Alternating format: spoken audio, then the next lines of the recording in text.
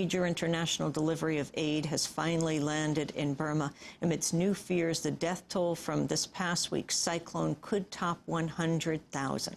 The initial toll was said to be 22,000, but a U.S. diplomat says another 80,000 people might well have died. At least 1 million people are homeless.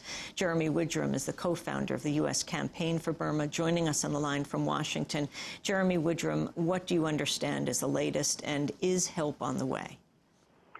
I think some help is on the way, but not nearly enough. The problem is the military has not granted visas to enough foreign aid workers to go inside Burma to actually deliver the aid. So far countries have pledged about $40 million in support and also a lot of supplies, but it's just not reaching the people, or more accurately, I should say, only a trickle is reaching the people.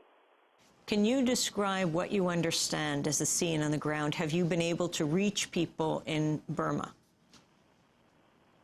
Well, in and around the largest city of Rangoon, I do understand that some existing NGOs that were there, international groups, have been able to provide aid. I think the bigger concern is in the Irrawaddy Delta to the southwest, which is not the rural areas where aid is simply not being delivered and people aren't being reached, not because of a lack of roads, but because of a lack of the government allowing people to travel there.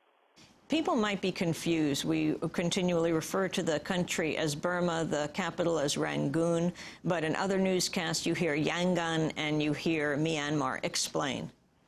Well, the military regime renamed the country Myanmar, and so we call it Burma in solidarity with human rights activists inside the country, and so do quite a bit of media reports. But generally, as a condition of reporting from inside Burma, inside the country, news organizations call the country Myanmar. So it's funny, a lot of journalists I've talked to report from inside Burma would very much like to call it Burma, but they call it Myanmar so they won't get kicked out of the country.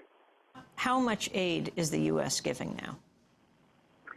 I'm not sure if very much aid from the U.S. government has reached at all. There's been an offer on the table now for 4 days in a row, and so far the regime has rejected it. They've also rejected aid from a lot of other countries. But I think that the U.S. so far pledged about $3.5 million and indicated that they're willing to up that a lot. I think it's the largest donation from any single country so far. I'd have to confirm that. Does Laura Bush's advocacy on this, saying she had a cousin who was a Burma activist, make a difference? Well, it helps bring, a certain kind of publicity to what's going on inside Burma. Look, we think it's important for everybody to be speaking out about human rights in Burma, no matter what their sort of political persuasion. So, it's unusual where you have, Susan Sarandon, Desmond Tutu, and Laura Bush speaking, similarly about a human rights situation. But Jeremy Woodrum, has Aung San Suu Kyi, the Nobel laureate who's been imprisoned by the military regime now under house detention for years, has she been heard from?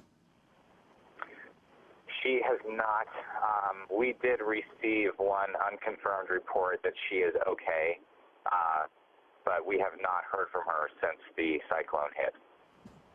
What do you think is the single most important action that must be taken right now? I mean, we're talking about, if you're talking 100,000 or perhaps more, it's coming up to the tsunami casualty figures, and that crossed many different countries. This is one tiny country.